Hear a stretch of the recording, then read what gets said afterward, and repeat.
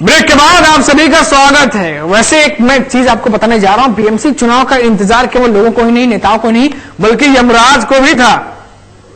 चलिए इस वक्त हमारे साथ खुद यमराज हैं जो कि आए थे बीएमसी चुनाव देखने। यमराज जी, धर्म रक्षा परम धर्म अक्षबाहुबल सक्षम गदा पाश धारे हरदम प्राण हरण नित्य करम यम है हम है हम यम है।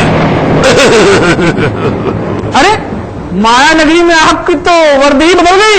मत याद दिलाओ बेचैन, मैं बहुत बेचैन हो जाता हूँ। मुंबई नगरी में मेरा वस्त्र हरण हो गया। अरे यमराज, आप स्वयं रो रहे हैं? हाँ, क्योंकि ये दुख हमने स्वयं झेला है। क्या हुआ? जो हुआ बहुत बुरा हुआ। एक्चुअली हम आए थे यहाँ बीएमसी चुनाव के नतीजे सुनने के लिए, लेकिन नतीजे घोषणा होने में थोड़ा विलंब था, तो हम चले गए थे फेक्ता कपूर के स्टूडियो में, और वहां जो कुछ हुआ मेरे साथ, उससे बहुत कष्ट हुआ मुझे। लेकिन क्यों? अरे मुझे बहुत कंप्लेंट्स आ रही थी कि वो जिसे चाहती है जब मार देती है, जिसे चाहती है जब प्लास्टिक सर्जरी से जिंदा कर देती है। तो हमने सोचा कि हम क्यों ना जाकर स्वयं वहां रेड मारे, और हम चले गए। दुनिया में पैरेलल परलोक चल रहा था, हमने स्वयं जाके वहां रेड मारी, और जो हमारे साथ हुआ। देखिए खुल के बताइए कि आखिर हुआ क्या, माजरा क्या है? जैसे ही हमने अंदर प्रवेश किया, मेरे सामने बड़ी बड़ी लाइटें लगी हुई थी। मैंने उन लाइटों को देखा, वहां पर एक मर्डर सीन शूट हो रहा था। मैंने कहा यही उचित और उपयुक्त मौका है। मैं वहां जाकर खड़ा हो गया, और जैसे ही हीरो को गोली लगी और मैंने वहां एंट्री मारी, तो एक खूबसूरत चश्मा लगाए लड़की ने मुझे रोक दिया। उसने कहा 1 मिनट रुकिए, अभी आपकी एंट्री नहीं है। मैंने कहा क्यों? ये मर गया है, इसकी आत्मा को तो हम ही लेने आए हैं। बोले नहीं, अभी आपकी एंट्री नहीं है, अभी जाके पीछे खड़े हो जाइए। पूरी शूटिंग खत्म हो गई, मेरी एंट्री ही नहीं आई। बाद में पैकअप का अनाउंस हो गया, सब लोग जाने लगे। तभी मेरे पास एक व्यक्ति आया, बोला मैं ड्रेस दादा हूं, मुझे ये ड्रेस दो। मैंने कहा नहीं, हम यमराज हैं। बोला इतने कैरेक्टर में घुस गए हो कि कपड़े नहीं दोगे, कंटिन्यूटी की प्रॉब्लम हो जाएगी। मैंने कहा अरे तुमको गलतफहमी हो रही है, हम यमराज हैं, यम हम हैं, यम हम हैं। उसने मेरी एक न सुनी, बोला तू कैरेक्टर से नहीं निकलेगा, मैं तेरे कपड़े निकाल दूंगा।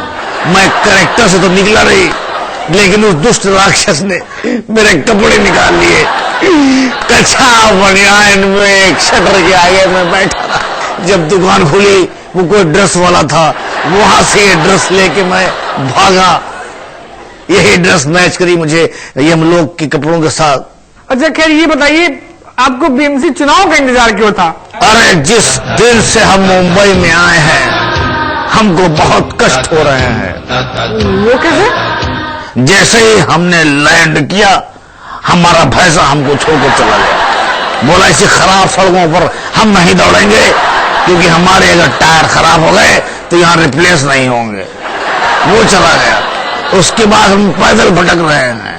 विधि का विधान आया ऊपर से कि वर्मा जी को 8:40 पर उठाना है। अब इतने ट्रैफिक में वर्मा जी फंसे रहे, घर पहुंचे 9:30 बजे। अब 8:40 पर वो घर पहुंचे नहीं, हम उन्हें उठा नहीं पाए। तो क्या, वो बच जाते हैं। टारगेट कंप्लीट नहीं हो रहा है, इंक्वायरी शुरू हो गई है, टारगेट का लॉस हो रहा है। पानी की सप्लाई से भी आपको परेशानी है? बहुत, वो भी हमारे काम में अड़ंगे लगा रही है। हमको विधि का विधान मिलता है, उसमें लिखा होता है कि चौरसिया को नहाते हुए उठाना है, लेकिन जिस दिन चौरसिया को नहाते हुए में उठाना होता है, उस दिन पानी की कटौती की घोषणा हो जाती है। अब वो नहाता नहीं है, इसलिए मैं उसे उठा नहीं पाता हूं। टारगेट लॉस होता है, क्या करें? तो चलिए, बीएमसी के चुनाव तो हुए लेकिन कोई बदलाव नहीं। लगता है जनता को परेशानी के साथ जीने की आदत पड़ गई है। क्या मतलब चुनाव से कोई बदलाव ही नहीं आया? हमारा इतने दिन यहाँ रहना बेकार गया? अरे हे भगवान, अरे बेचैन, ये बताओ कि तुम्हारा कोई दोस्त ट्रैवल एजेंट है? अगर हो तो मेरा रिटर्न टिकट करा दो भाई, यमलोक का। अरे जाइए जाइए, यहाँ अपना टिकट कंफर्म करने के लिए खुद लाइन में लगना पड़ता है। आप भी लग जाइए, 2-3 साल में नंबर आ ही जाएगा। तो चलिए, इस हफ्ते यहीं तक। अगले हफ्ते फिर होगा खबरों का और, क्योंकि ये है समाचार। तब तक रमेश बेचैन को दीजिए इजाजत।